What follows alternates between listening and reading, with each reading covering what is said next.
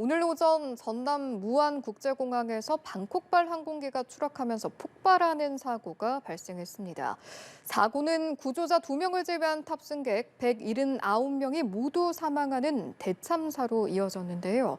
유가족들은 황망한 참사에 망연자실하고 있습니다. 현장에 나가 있는 취재기자 연결해 보겠습니다. 이호진 기자. 네, 전남 무안국제공항에 나와 있습니다. 현재 이곳 공항 1층은 취재진들과 공항 관계자 등이 머물고 있고 2층은 사고 유가족들의 임시거처로 활용되고 있습니다. 유가족들은 아직도 믿겨지지 않는다며 눈물로 이 밤을 지새우고 있는 모습입니다. 179명이 사망한 이 대참사 앞에서 아무것도 할 수 있는 게 없다며 유가족들은 울부짖었습니다. 사고가 난 건 오늘 아침 9시 3분쯤입니다.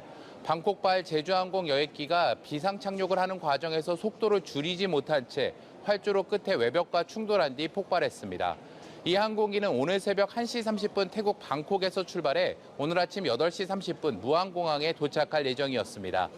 당시 항공기에는 승객 175명, 승무원 6명 등 모두 181명이 타고 있었는데요.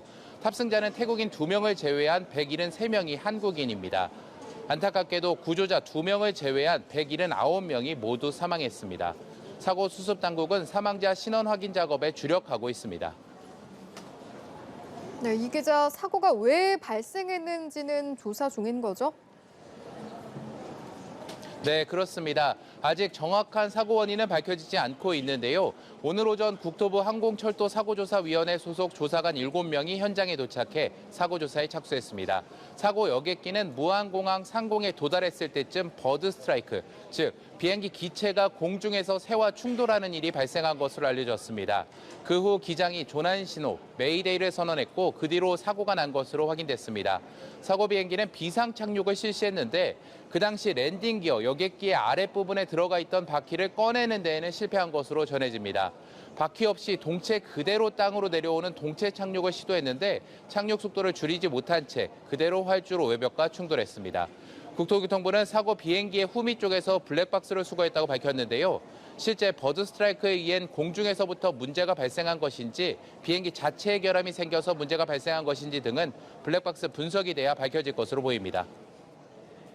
사고 분석도 중요하지만 사고 수습이 더 중요해 보이는데요. 유가족분들이 정말 애가 타실 텐데 어떻게 진행이 되고 있습니까? 네, 현재까지 사망자 179명 가운데 신원이 확인된 희생자는 88명 남짓입니다. 수습당국은 계속해서 사망자의 신원을 확인하는 작업을 하고 있는 것으로 알려졌습니다. 또 사망자에 대한 DNA 채취는 완료했는데요. 오후 9시부터는 이곳 공항 2층에서 국립과학수사연구원 직원들이 유가족들을 대상으로 DNA 채취를 시작했습니다. 다만 DNA 채취를 통해 대조 작업을 벌여 사망자 신원을 확인하는 데에는 상당한 시간이 소요될 것으로 예상됩니다. 이와 별도로 신원이 확인된 사망자의 유가족들을 대상으로 장례 절차 논의도 진행되고 있습니다. 또 내일 오전 11시부터 무안 스포츠파크에 합동분향소를 마련해 운영됩니다. 한편 정부는 다음 달 4일까지 국가 애도기간으로 정해 운영한다고 밝혔습니다. 지금까지 무안국제공항에서 연합뉴스TV 이호진입니다.